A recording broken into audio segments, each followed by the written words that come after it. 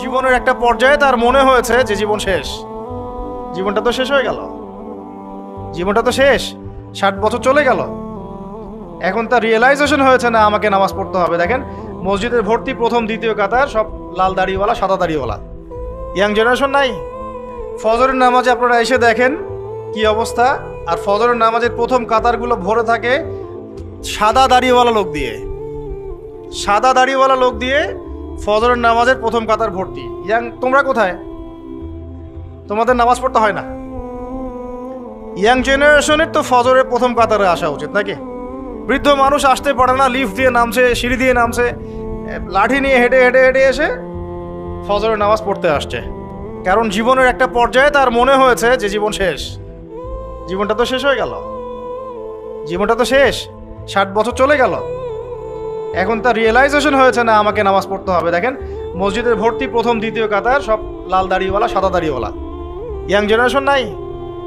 আর যারা মাশাআল্লাহ আসছেন আলহামদুলিল্লাহ, কিন্তু পরিসংখ্যান কত? একটা এলাকায় একটা গ্রামে কত % মানুষ নামাজ পড়ে? এটা হচ্ছে পরিস্থিতি, আপনাকে বোঝাচ্ছি কেমন পরিস্থিতিতে আপনি এখন বসবাস করছেন। 1 2 কত % মানুষ যাকাত দেয়? যাকাত ফরজ না ওয়াজিব না সুন্নাত না মুস্তাহাব? কেউ যদি যাকাত অস্বীকার করে সে মুসলমান থাকবে না? থাকবে না? বহু শিল্পপতি কোটিপতি বাংলার মাটিতে আছে, লক্ষ কোটি কোটি টাকা, মানে কোটি কোটি টাকার বিজনেস, মিলস, ইন্ডাস্ট্রিজ, ফ্যাক্টরিজ, যাকাত দেয় না। সুবহানাল্লাহ। মাঝে মাঝে দান সৎকা করে, মসজিদে অনুদান দিচ্ছে, মাদ্রাসার অনুদান দিচ্ছে, ওয়াজ মাহফিলে অনুদান দিচ্ছে, যাকাত দেয় না। অনুদান আপনার উপর ফরজ না যাকাত ফরজ? অনুদান না দিলেও কোনো গোনা নাই। মসজিদে সাহায্য চেয়েছে, আপনি দিলেন না বা দিতে পারলেন না, গোনা নাই। কিন্তু ফরজ যাকাত না দিলে কি হবে? গুনাহ তো হবে। অস্বীকার যদি করে কুফরি হয়ে যাবে। আবু বকর সিদ্দিক রাদিয়াল্লাহু আনহু নাম শুনেছেন নিশ্চয়ই।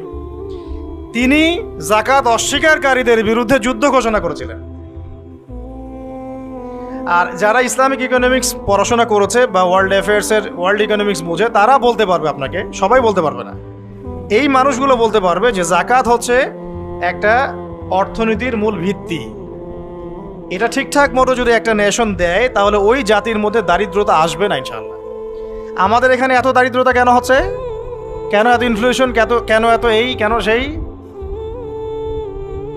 দ্রব্যমূল্যের ঊর্ধ্বগতি, রিজার্ভ কমে যাওয়া, এটা ওইটা অনেক তো কারণ আমরা ব্যাখ্যা করি। টকশোতে বসলে তো বুদ্ধিজীবীর অভাব নাই। হ্যাঁ, সব বুদ্ধিজীবী বাংলাদেশেই জন্ম নিছে। যারা অনেকে আছে এমন নামাজও পড়ে না কিন্তু ইসলাম নিয়ে কথা বলে, কোরআন তেলাওয়াত করতে পারে না কিন্তু ইসলাম নিয়ে কথা বলে।